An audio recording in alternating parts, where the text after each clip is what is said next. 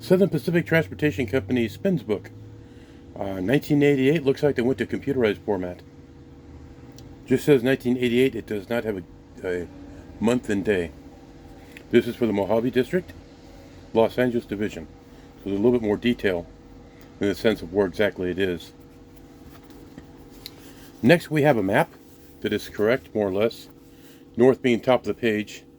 This booklet covers basically from Bena, east to Mojave, Mojave south, west to Saugus, here, southeast to Hivolt, here, and then up to Searles, and just beyond Searles, there. The rest of the Lone Pine is gone, and then it shows a squiggly line here going up to Trona, and then over here the line up to Creal, and then this light colored line here is the Santa Fe. There you are. This comes to, like I said, Hivolt, and from Hivolt south it'd be part of the Coltman's Carmen's Guide that I've already done. When you look at everything, this has a lot more stuff with mileposts. The Spins book was a way for Southern Pacific to tell the crews where to put the train cars. This has a typo on it. It says Gaviota and Moore Park, Santa Paula and Ventura branches. They're not on Mojave. Oops, typo. Anyways, this tells the crews where to place the cars so that a boxcar is on a dock, a piggyback ramp is on a piggyback ramp, something that needs to be winched off with a crane is a crane spot. These numbers are the types of business access. Starting with this one, it's a little bit different because if you look at the other formats we've done, it'll give a list of the businesses, all the things about the businesses, and then a map. So here we have Bena, okay, that's where we're starting out at. Simcoe Chemical, spots, length of track. I don't know what this SPTC track is. Maybe that's a 750 is owned by the company and 147 is owned by Southern Pacific. I don't know. It shows a mile marker from San Francisco. So you got 2 chemical and a Southern Pacific helper track. Alright, and that's all we got compared to all the codes on the other ones. And then we hit a map of Bena. And it shows future double track here. It shows where the switch is, where the phones are at. These diamonds here are the spurs track sightings numbered. See, a lot different than the other stuff. Far left shows Sandcut, far right is Bena. This basically starts at Bena. And then we come up on the next one. And it says Caliente. Southern Pacific owns the tracks, or set out tracks, the length of the tracks, etc. Then the next page over, there's Caliente showing that wide, long turn.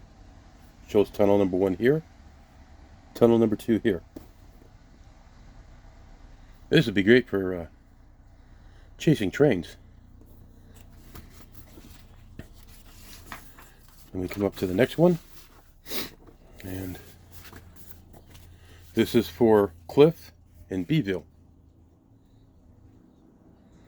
Talks about usable track, who owns the track, so on and so forth.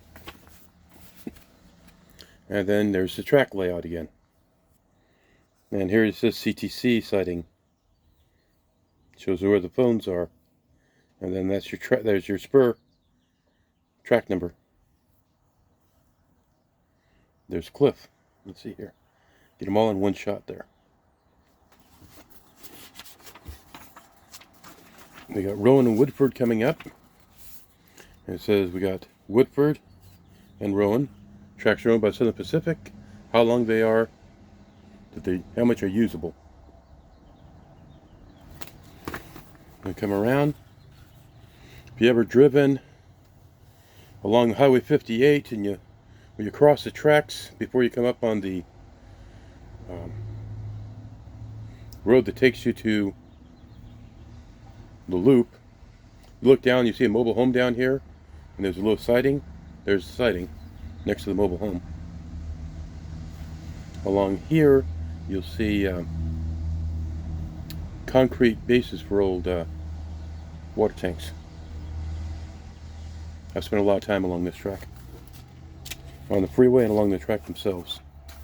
So coming around over here, we got Cable, Marcel, and Waylong. Same information.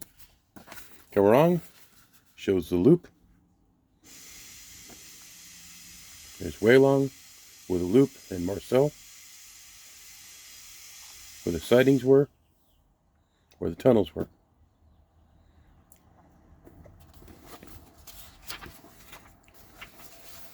Come around here. Excuse me. Monolith. It gives their track number Summit Switch. Tehachapi proper. Their track numbers. And then their map. Where 58 comes across. Monolith is down here.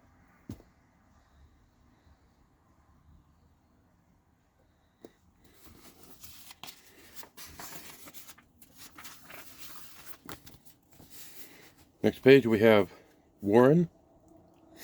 Looks like City of Los Angeles had a couple of sightings. Southern Pacific and Southern Pacific. Usable track, unusable track, set out track. The tracks are used for. Then down here, starting in 1986, it shows that they received 22 cars at the top track. So it's tracking information too for the crews, I guess. And then here's Cameron and Warren. Warren's basically where the tracks make that 90-degree turn and head into Mojave, as opposed to going straight parallel to the 58. I don't remember a set-out track at Cameron, but maybe there was one there and I just never noticed it before. Okay, now we're coming into Mojave. We have Fleta and all their tracks and their car movements. There you can see all the what was received and what was shipped, and then the yard, west leg of the Y, right leg of the Y, all the yard tracks, length of the tracks, etc. Then we have the Mojave Yard. Tracks going this way are going to Lone Pine. This goes to Creal, the concrete cement plant up there, and then this up here is part of the yard where the depot was at one time. Depot's long gone now. There are no tracks north of the main line itself there. And then coming off here is the Santa Fe, and I think this shows Purdy Road, and the first business there would have been Purdy. They were in the business of scrapping locomotives. And then you have Fleta with all their stuff. I'm kind of confused because there's a tank farm between here and here, but maybe it wasn't built till after 1988. Continuing down to Rosamond. These are businesses in Rosamond that existed in 1988. Looks like they only received 6 cars for that first business. Excuse me.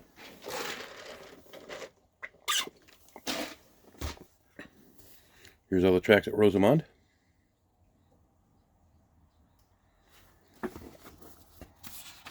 Continuing south. This is where it gets interesting. Okay. We have Sunrise. And they have Lancaster.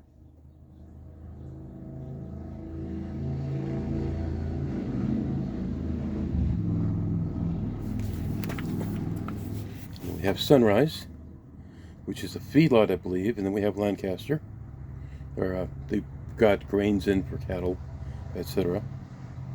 Then there's Sunrise down there. And like I said, the diamond, number inside the diamond is a track, spur, or siding. I'm trying to catch a cold. Not being successful, but I am trying. Here's we get to the U.S. government spurs. Because everyone knows that Air Force 42, Air Force Base number 42, is where they made the Skunk Works. So you've got, you know, the SR-71 was born there, the U-2 was born there. 7 other classified aircraft that we'll never know exists were born there. And these were the track network that went in there at one time. Currently, there's no access on the base rail-wise. There's big piles of dirt, and all the sidings are closed. But in 1988, this is what existed, and how you got there, who owned it, etc. And here's the track layout here for Air Force Base number 42. We had a Y right inside the gate for turning stuff. And then you come down a little farther, and then you're at Palmdale. Well, here, someone's going to want to look at this and maybe model it one day. Then coming down to Palmdale and Herald. This line going up here is the Palmdale cutoff.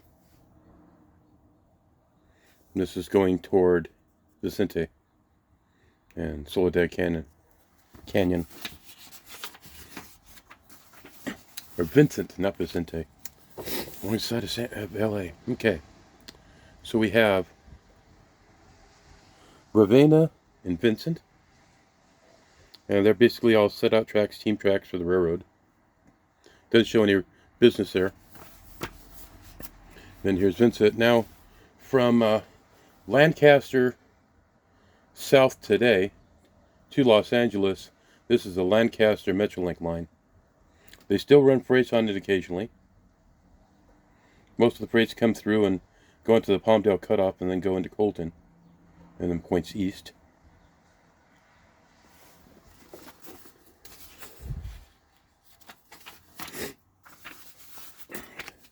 And this one here shows Humphreys, Southern Pacific, and Llano.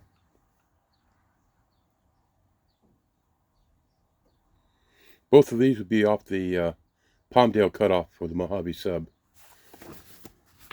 Here shows Palmdale, shows Wash, Phelan, and Hivolt. Never saw Humphreys, never saw Llano, but they were listed like that. Hivolt is a Edison plant at the top of Cajon Pass. Tracks have been disconnected and they're gone. And it shows tracks come around to Highland.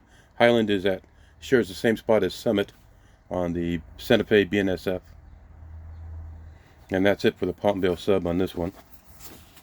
The next page takes us okay. That's weird. Map jumps around.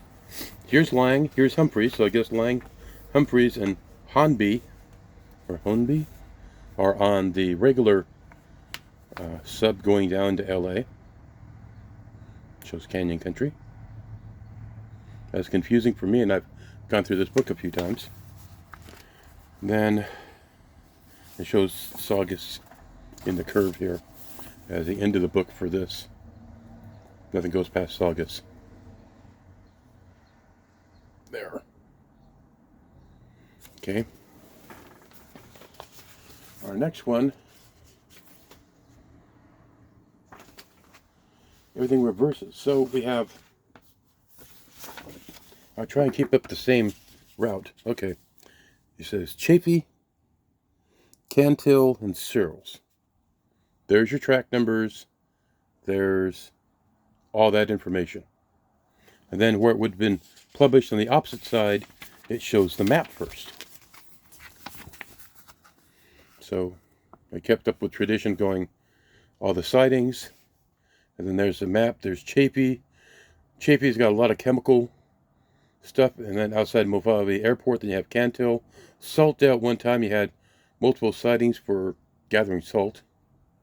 And then Searles was the junction where after here the tracks went north to Lone Pine way back when, or that's where you meet up with the Trona Railroad and get all their good stuff.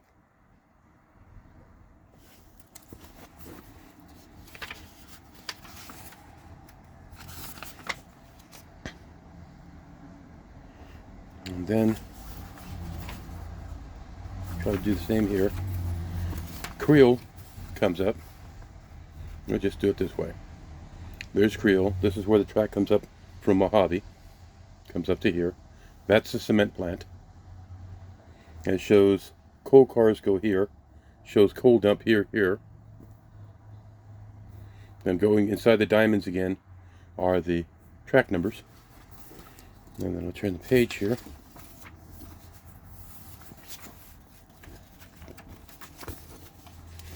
And here is the track numbers, the capacity, who's on first, etc.